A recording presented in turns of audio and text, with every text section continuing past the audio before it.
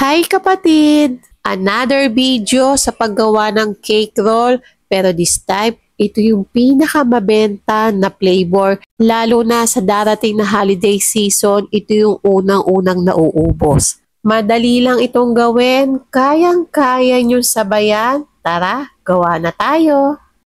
Una kong ginagawa dito ay pinagsasama ko ang oil at cocoa powder. Mix lang natin until well combined, then iseset aside muna natin to. Ganito yung baking pan na ginamit ko. Lalagyan lang ng parchment paper. Medyo sobrahan nyo yung parchment paper para madali nyo makuha mamaya yung cake. Then set aside muna natin. Sa isang mixing bowl ulit, salain at pagsamahin natin ang mga dry ingredients. Huwag niyong i-skip yung paggamit ng salaan para sa ating mga dry ingredients kasi pag buo-buo yung ating dry ingredients, mahihirapan natin yan i-mix sa ating wet ingredients. Dito naman sa wet ingredients, pagsamahin lang yung egg yolk, sugar, milk, mix lang until well blended, then ilagay yung ating cocoa mixture.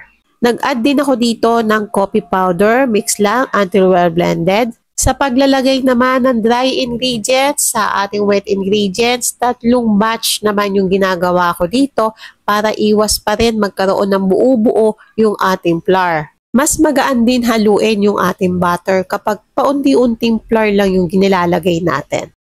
After natin dito, iset aside muna dahil gagawa naman tayo ng meringue, pagsamahin ng egg white at ang cream of tartar. Mix lang natin using electric mixer. Pag nagpomi gaya nito, dun ko na lang nilalagay yung sugar ng gradually. Kapag konti-konti lang yung sugar na paglalagay nyo sa meringue, nai-stabilize yung ating meringue. Pero kapag binigla nyo yung sugar, bumabaksak siya kasi mabigat yung sugar. At i-beat ang meringue hanggang medium peak. Medium peak lang ang ginagawa ko dito. For me kasi kapag steep peak yung ating meringue, masyado nang mabigat sa paghalo. Unlike sa ating medium peak, magaan, hindi masyadong mabubbles, kaya hindi masyadong dry yung ating cake. Sa pag-combine naman ng ating meringue at chocolate butter, 3 batches din yung ginagawa ko dito. Cut and fold sa paghalo, huwag i-overmix, huwag bibiglain para hindi rin bumaksak yung ating meringue. Once pantay na ang kulay or wala na nakikitang puti-puti ng meringue, stop na sa pag-mix para hindi ma-overmix.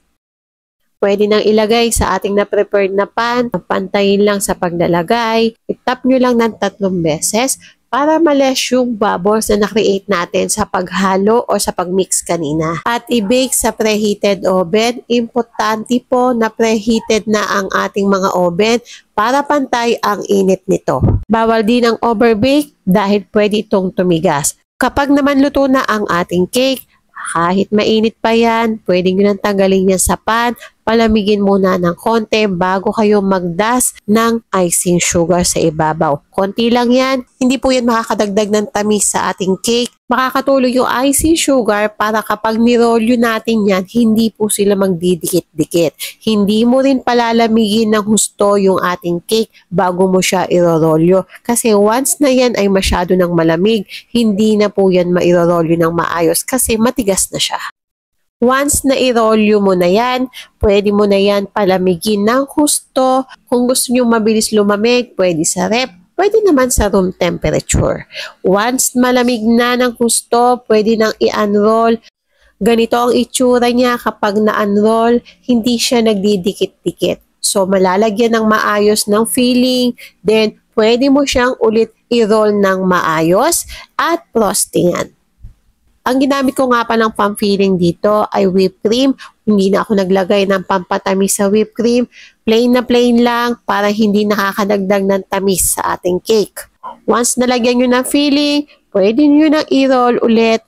Dahan-dahan yung tinatanggal yung ating parchment paper. Hindi na mahirap i-roll ulit yan kasi na-i-roll na naman natin yan kanina. Kumbaga ay na-bend na siya kaya mabilis na yan susunod. Kapag sa tingin nyo na hindi nabubuka yung pagkakarolyo ng ating cake, pwede nang tanggalin yung cover. Dito ako gandang-ganda kasi maayos yung pagkakarolyo, walang punit, ang ganda-ganda niyang tignan. Kahit walang cover o frosting, di ba? Pwedeng-pwede, panalong-panalo. Nilagay ko nga pa ng frosting dito ay natira kong chocolate ganache. Posted na rin sa recipe at procedure sa paggawa nito. Niligyan ko lang ng decoration sa taas, marshmallow lang ang ginamit ko dito, at saka combination ng whipped cream at chocolate ganache, kaya lasang mocha. Oh, may chocolate cake roll na tayo. Pwede nang hindi pumila or pwede ka nang gumawa ng sarili mong cake. Classic ang dating pero masarap. Ang lambot ng kanyang pagka-cake. Hindi masyadong matamis. Perfect na perfect sa ating chocolate frosting. O siya, natakam ka ba? Try mo na. Gawa ka na.